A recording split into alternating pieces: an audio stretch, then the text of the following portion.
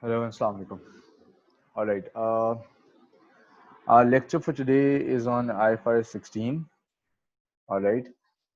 Now, we'll be targeting Section A questions of IFRS 16 today. Probably we'll do Section B questions as well. All right. Now, in Section A, we have the first question that we have on IFRS 16, leases, is question number 76. All right.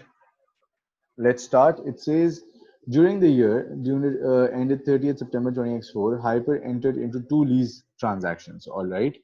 On 1st October 2023, Hyper made a payment of 90,000, being the first of five equal annual payments under a lease for an item of plant. The lease has an implicit interest rate of 10%, and the present value of the total minimum lease payments on 1st October 2023, the date on which the lease was undertaken, was $340,000. All right. On 1st January 2024, Hyper made a payment of 18,000 for 1 year lease of an item of equipment. All right. What amount in total would be charged to Hyper's profit and loss statement for the year ended 30th September 2024 in respect of the above transactions? Number one, when you talk about a lease, you're recognizing a right of use of an asset, right? So first of all, let's say when you talk about the debit side of it, the debit side of the transaction, you have right of use of an asset in the balance sheet, and that right of use of an asset is basically leads to depreciation expense, right? So first of all, you'll recognize depreciation expense. Now, the lease was for 5 years, right? Because you're making five equal annual payments. All right. The right of use is 340,000. So you can simply divide by 5 to get your depreciation expense, right? Next up, you have the credit side, which is the lease obligation, right? You have lease obligation on the credit side.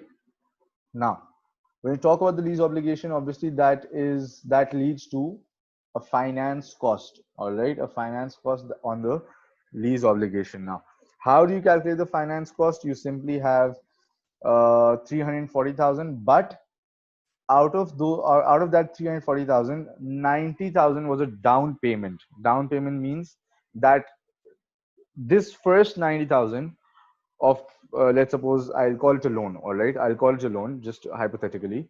All right, this 90,000 of the loan of the lease obligation wasn't used at all, right? It wasn't utilized at all. In fact, you took 340,000 and you immediately gave back 90,000, right? So out of 340 minus 90, you get 250. This 250 was used for the entire year.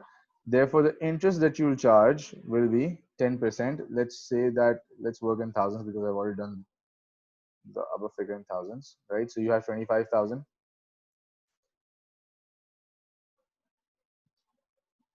All right. What else? Is there anything else? Yeah, on 1st Jan. Oh, all right. There was a 1 year lease on 1st Jan 2024. He made a payment. It's a simple rental expense. 18,000 January, February, March. So 9 months, right? 9 months. Next right now. Yeah. So this is 18,000 into 9 divided by 12. Right. So your answer becomes 106,500. Do we have an answer? Yes, we have option C as the answer. All right. We have option C as the answer. Now, moving on. It says Z entered into a 5 year lease agreement 1st November to 20x2, paying 10,975 per annum, commencing on 31st October 20x3, which is in arrears. Basically, the payment is being made in arrears. All right. The present value of, it's not actually arrears, it's basically by the end of the lease. All right. By the end of the year, sorry. The present value of the lease payments was 45,000, and the interest rate implicit in the lease was 7%. There's one thing that there's a practical debate on it, and there's one thing that students of F7, that is FR and SBR, should know. It's that if you don't have an interest rate implicit in the lease, what do you use? You guys know that if you don't have interest rate implicit in the lease, you either use the entity specific rate, which is basically risk-free rate. You can call it a LIBOR or a KIBOR, adjusted for entity's own specific risk profile. All right. Now it says, coming back to the question, it says what is the amount to be shown within non-current liabilities. Now this is talking about non-current liabilities. Remember, you need to know exactly what the question is asking. All right. So it started. All right. It's 31st October 20x3 they're talking about, right? The lease was taken in 1st November 20x2, right?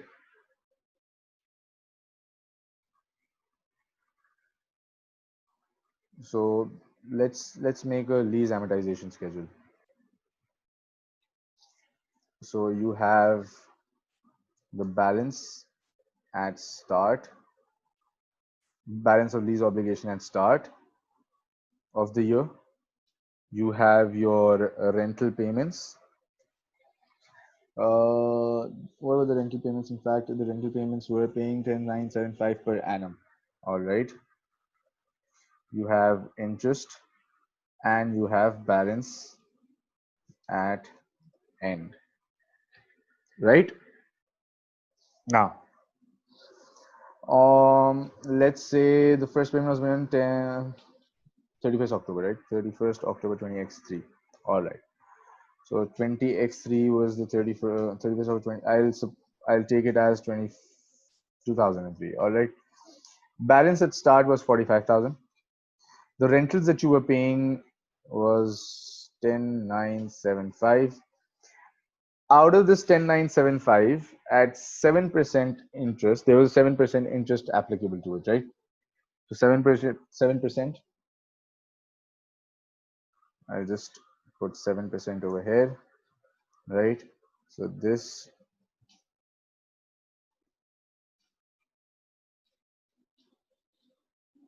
oh, sorry. Yep. Now, what balance do you have at the end? How do you calculate the balance at the end? So you have, sorry,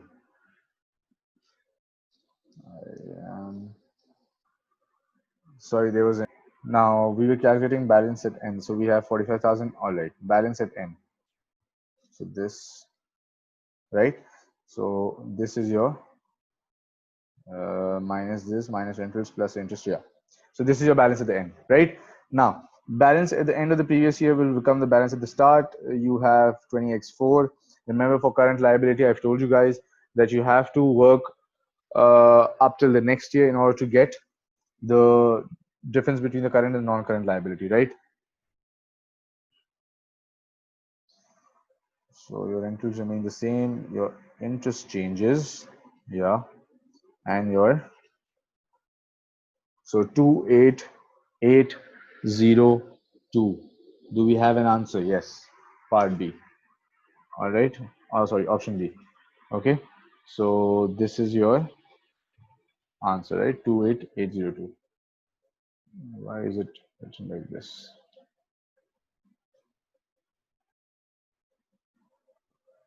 All right. Next up. Sorry. Question number 78. IFRS 16 leases permits certain assets to be exempt from the recognition treatment for right of use assets. There are two assets, right? Two types of assets, two types of transactions. Which of the following assets leased to an entity would be permitted to be exempt? So it's lease less than 12 months, 12 or less than 12 months, right? And the second one is lease of an immaterial amount, immaterial, insignificant amount, all right? Low value asset, right? A used motor vehicle with an original cost of 15,000 and current fair value of 700 leased for 24 months. Now, what you have to see is that this is, the lease is obviously recognized at cost, right? The cost. A new motor vehicle cost of 15,000 leased at 24 months. Again, just because it's more than 12 months, you cannot recognize it for as operating lease, right? Now, part A also is for 24 months. A new current motor vehicle with a cost of 15,000 leased for 24 months will be rented to customers on a daily rental basis. No, a new motor vehicle with a cost of 15,000 leased for 12 months. Now, even though the cost does not seem to be immaterial or of low value, but it's still of less than 12 months, right? The lease is of less than 12 months. So this can be exempt from the recognition treatment of right of use assets, right? The other three are for greater than 12 months, right? All right. On 1st January 2023, Rabbit acquires a new machine with an estimated useful life of 6 years, and the following agreement: an initial payment of 13,760 will be payable immediately. Will be payable immediately means, you know that, right? Now, um, 5 further annual payments of 20,000 will be due commencing. All right. So the interest rate implicit in the lease is 8%. The present value of the lease payments, excluding the initial payment, is 86,240. All right. What will be recorded in Rabbit's financial statements at 31st December 2024 in respect of the lease liability? I want you all to pause the video, try this, and confirm the answer with my working. All right, entry. All right. So, excluding the initial payment, that means they have excluded the initial payment. That means they have deducted it already. So the ROU turns out to be 86,240 plus 13,760, right? And lease liability, right? Now, the initial payment that they made was number one, 13,760, and debit, bank credit 13,760. All right, and then they made another payment of 20,000, which is basically rental expense, right? But obviously it's in advance, so I'll deduct it from the lease liability only. Bank credit, right? Now, the outstanding lease liability is, let's check. So the outstanding lease liability is this minus this, 66,240, right? I'll just do my working over here only because you need current liability in this as well, right? Interest is 8%. Your balance is starting from 66,240, right? And you have some current liability as well, right? I'll update the sheet. 20,000 is your payment, and you need current liability as well, right? This will be this minus this, right? So, I haven't updated this, right? This is your non-current liability. 20,000 is your current liability. I haven't updated dates as well. Sorry, my bad. So that's 31st December 2003. This is 31st December 2004, right? For 31st December 2004, you have interest payment as 4123. So the only option that you have in 4123 is A. All right. The current liability that is to be paid in the next year, the start of next year, right? Start of next year means 1st Jan 20x5 is 20,000. Makes sense. And this will be paid after 1 year, because at the start of the next year, on 1st Jan 20x5, you'll already make this payment of 20,000, right? This remaining 35,662 will be paid after 1 year. All right. Now, always remember, when you have the questions in advance, like for example, you're making payments in advance, you don't need to do one step 1 year ahead. You don't need to do an extra year. You don't need to work out for an extra year. But if you have the payments in arrears that we looked earlier at, right? You have to work for 1 year extra. All right. Moving on. Question number 80. Now, question number 80 says that on 1st April 2007, Pigeon entered into a 5-year lease agreement for a machine with an estimated life of 7 years. All right. Which of the following conditions would require the machine to be depreciated over 7 years? Pigeon has the option to extend the lease for 2 years at a market rate rental. Do you think Pigeon will do that? Because if the requirement is for 5 years only, why would he extend the lease at market rate rental for another 2 years? You get it? Pigeon has the option to purchase the asset at market value. No, if that's an option, he can go out and buy it, right? Ownership of the asset passes to Pigeon at the end of the lease period. Pigeon's policy for purchased assets is to depreciate over 7 years. Now, this does not make any sense. So the best answer is option C, which Pigeon will obviously exercise. That means not obviously, but there's a higher probability of Pigeon exercising it, right? Exercising this option. Okay. Now, 81. Okay. We need to do some calculations, I guess. All right, 81. On 1st January 2024, Badger entered into a lease agreement to lease an item of machinery for 4 years with rentals of 210,000 payable annually in arrears. All right. The asset has a useful life of 5 years, and at the end of the lease term, legal ownership will pass to Badger. Fine.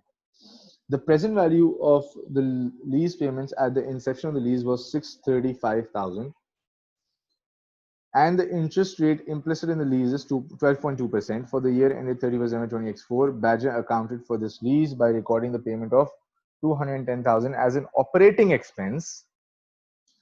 This treatment was discovered during 20x5 after the financial statement 20x4 had been finalized. In the statement of changes in equity for the year ended 31st December 20x5, what adjustment will be necessary to retained earnings brought forward? Now, this is a very simple question for those who can link to what exactly happened, right? There are certain expenses. First of all, this should be recorded as ROU debit of what, 635. The present value minimum lease payment 635 and interest rate 635. Were there any payments in advance? No, annually in arrears. All right, so 635,000, right? And lease liability of 635,000. Done. So far so good. Now, those who understand what comes out of an ROU, what leads, ROU leads to what? Depreciation. Lease liability leads to what? Finance cost and a payment of principal, right? This is what lease liability leads to. So for those who understand this, they can easily solve the question. 210,000 is a rental payment. All right. So out of this 210,000, there has to be some interest cost as well, right? For example, our first year outstanding balance is 635, right? A rate of 12.2%, right? Total payments that were made were 210,000. That means the principal repayment was 132,530, right? Now this should be taken to finance cost. Again, depreciation is item machinery for 4 years with rentals of 210,000. The asset has a useful life of 5 years. Now, do I depreciate it on 5 years, over 5 years, or 4 years? Obviously 5 years, because it says the asset has a useful life of 5 years, and at the end of the lease term, legal ownership will pass to Badger, that is the lessee, right? So 127.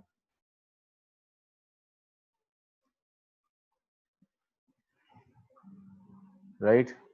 Simple as that. This 5530 credit is credit. Why? Because retained earning increases on credit. Retained earning increases on credit. All right. 210 was parked in the profit and loss statement. That, and the amount that should have been taken to profit and loss statement as an expense was 204,470. That means an excess of 5,530 has been recorded in the P&L for the last year. In the current year, you will make the changes to retained earnings by crediting it. That means by increasing it by 5,530 dollars. So A is your answer. I wanted you guys to do it, but again, like I said, it's a very simple question. That's why I was able to do it in just a few seconds. 82. OWL leases an asset with an estimated useful life of 6 years for an initial period of 5 years. All right. And an optional secondary period of 2 years during which a nominal rent will be payable. Okay. The present value of the initial period lease payments is $87,000. What will be the carrying amount of the asset in our statement of financial position at the end of the second year of the lease, right? Again, I won't be discussing this question. I want you guys to do it. All right, please. This is an easy question. Obviously, it requires some concept, right? First, you need to identify that the present value minimum lease payment is 87,000, right? So ROU turns out to be 87,000. Now, it says, IFRS 16 says that you have to depreciate the asset on lower of two things, useful life or lease term, right?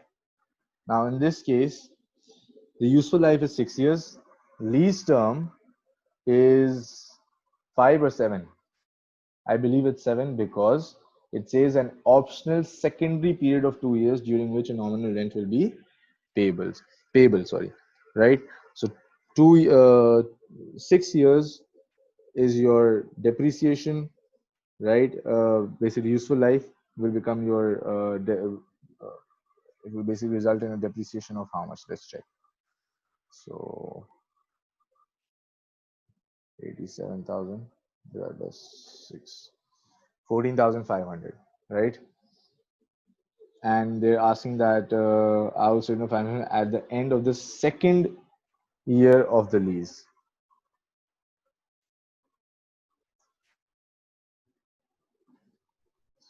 Now, I don't know why I tend to do these questions. I shouldn't be doing it, but I end up doing it for you guys. All right. So the answer is 58,000. All right. Now I'm promising myself that I won't do the next question, no matter how difficult it is. All right. I want you guys to try it.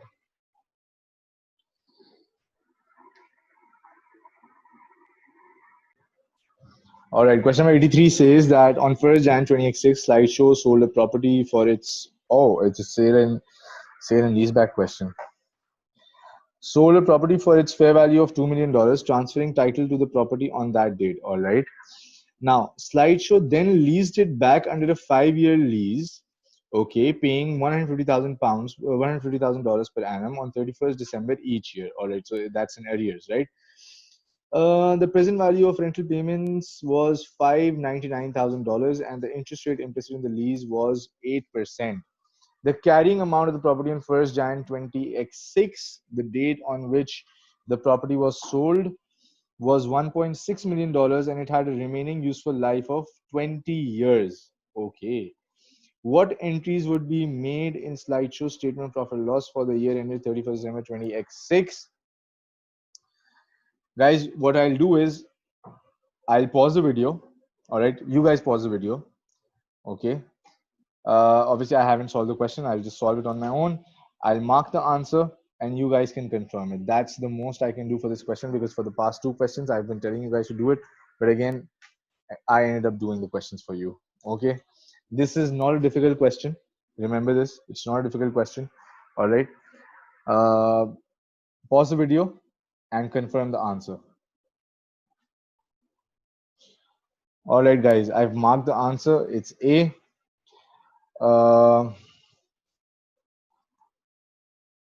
I'm a generous guy. All right. What I'll do is I will make the double entries for you. That's it. Okay.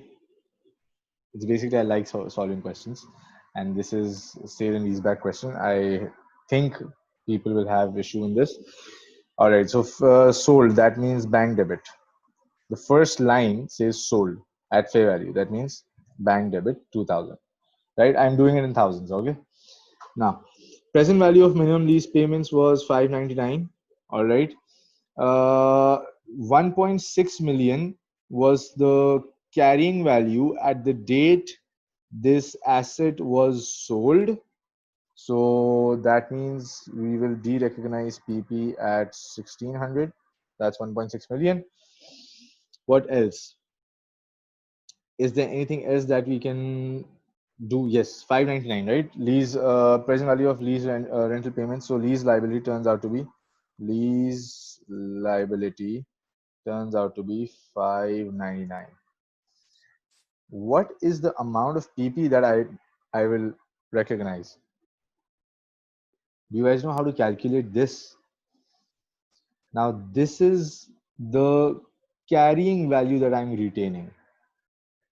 All right, the carrying value that I am retaining. So 599 is the lease liability, but the ROU, that is right of use of asset, right? So that's technically it should be 599, right? But it's out of this 599,000 is basically for a value of 2 million, right? So I'll write it 599. An asset which is valued at 2 million, right? I'm paying 599 for it. Get it? For the remaining for a total of remaining 5 years, right? Now, out of this carrying, obviously there's some carrying value that I'll be retaining, right? This carrying value that I'm retaining will be calculated based on the fair value at the date of sale. So 599 is what I'll be paying for an asset valued at 2 million, right? And out of basically 1600, what I'm retaining is 479. So right of use of asset is 479. Get it? Now let's see 2479, and this is 2199. All right, so we have a gain on disposal. Gain on disposal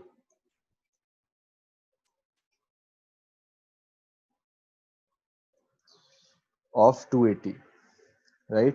We have a gain on disposal of 280.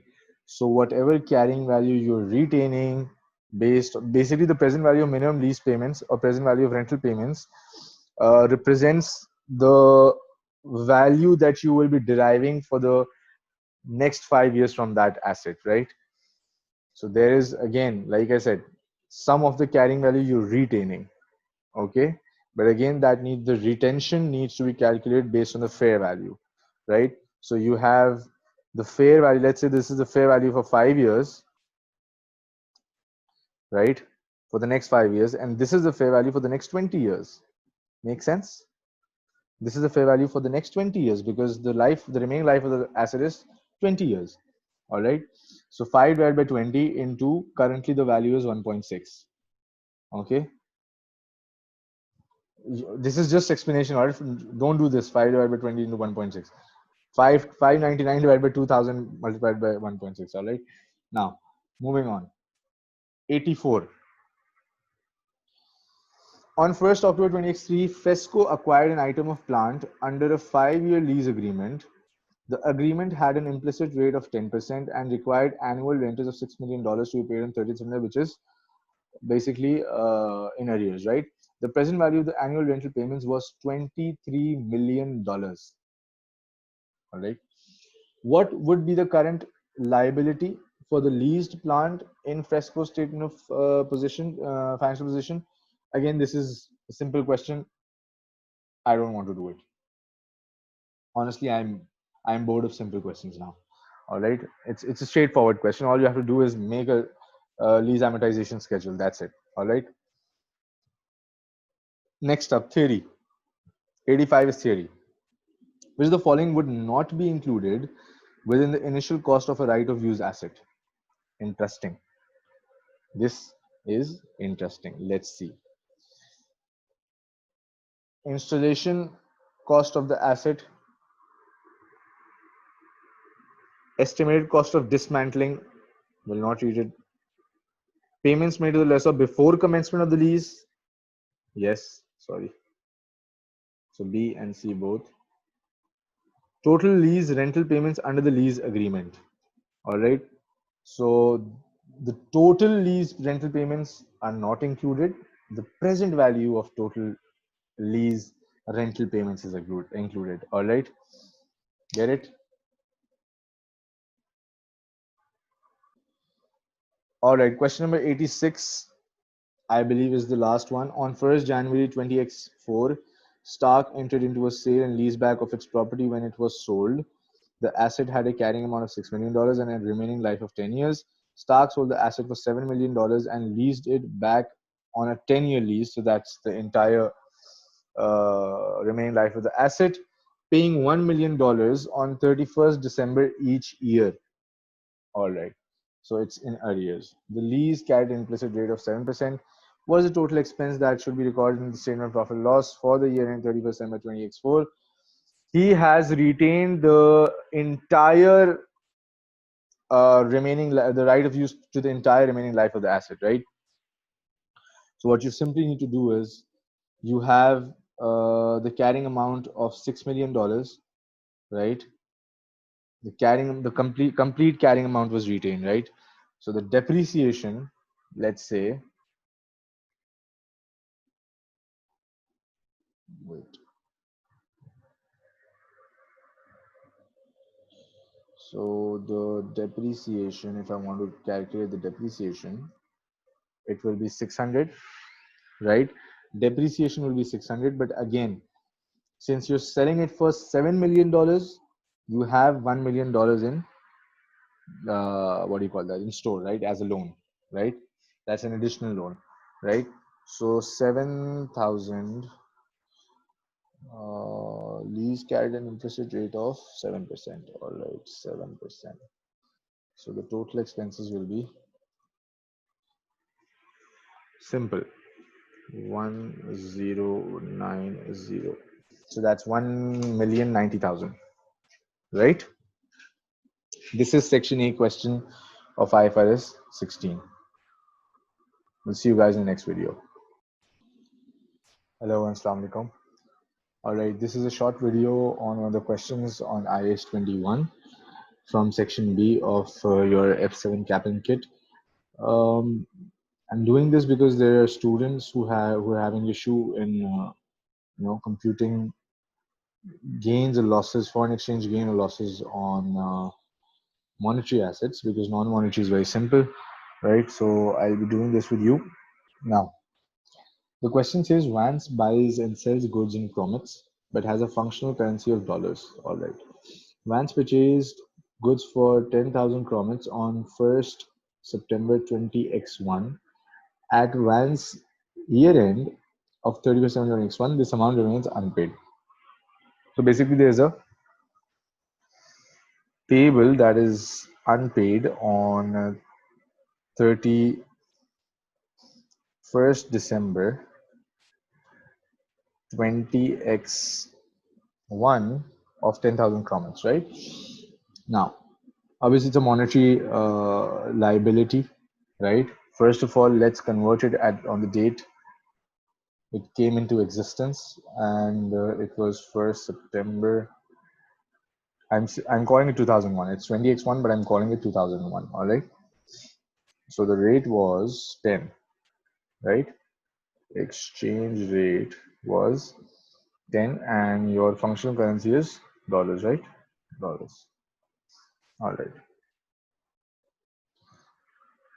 So obviously this is a bigger amount. You have $1,000 outstanding as a payable on 1st September 2021.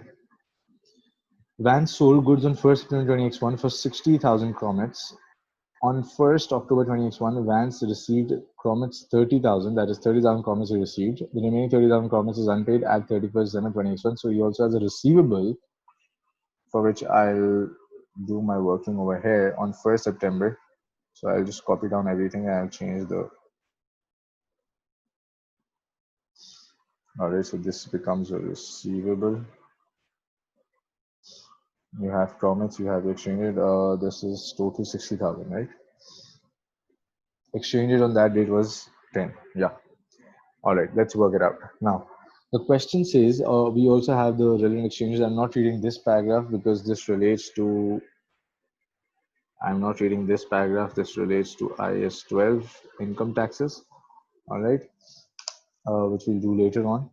What gain or loss should be recorded in the statement of profit or loss for the year ended 30th September 2021 in relation to the payable recorded for the purchase of goods? Now, since none of the amount was paid back, this whole amount was outstanding on 31st December 2001 and according to 2001. Exchange rate turned out to be the only thing that changed was the exchange rate because there was no amount paid. Will we take the average rate or the rate on 31st December 20x1? So that will it will be the rate on 37 20x1. Copy down the formula. Now your payable is $1,250. Your payable is $1,250. So there's a fair value loss of $250. All right. So you have a loss of $250. Your answer turns out to be C. Okay. Next up, what gain or loss should be recorded in the statement of profit or loss for the year ended 31st December 2021 in relation to the sale of goods? That is basically your receivable, right? Because revenue is recorded for the year and receivable is as at because it's a balance sheet amount. Now, first of all, on 1st October 20x1, you received, so it's not receivable, it's received. You received what? Sorry, 30,000. And since you have, I'll just,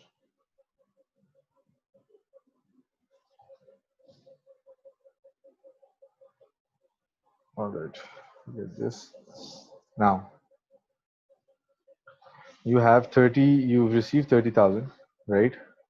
And only a 30 at the rate, you need to calculate the rate. In fact, the rate is given at 10.5, 10.5. All right. So basically, you received 2,857 against, because it was 30,000, that means half of the balance, right? So half the balance at the date at which receivable came into existence was 3,000, half of the balance, right? I divide by 2. And against which you received what? 2,857. That means you incurred a loss of 143, right? That is one thing. 143 is one thing, all right? Next up, you have to obviously revalue this amount at what rate? So the rate is at 31st December, it's 8, right? So it's 3,750, right? Now the remaining half, the remaining 30,000 has been revalued to, because of the change in exchange rate, it's been revalued to 3,750. Originally, this half was, when it came into existence, when the receivable came into existence, it was 3,000, and now it has been revalued to 3,750. So basically, you're entitled to $3,750, right? Just because of the change in exchange rate. So this is a gain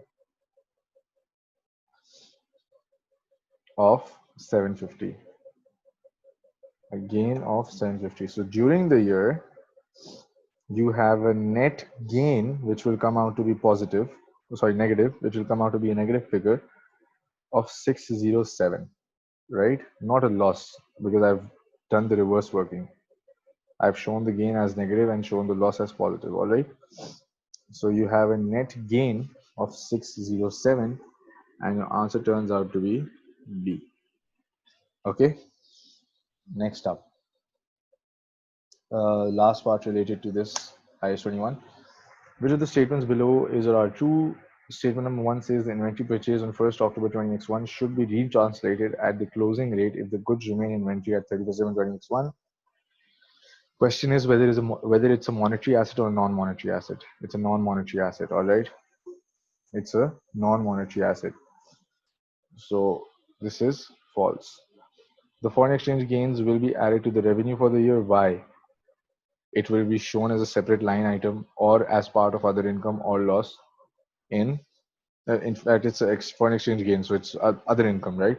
It could either be shown as a line item or could be shown as part of other income in your P&L. It will not be a part of your revenue. Okay. So this is it. This was a question that I wanted to do. I'll see you in the next class with IFRS 15. Take care. Bye bye.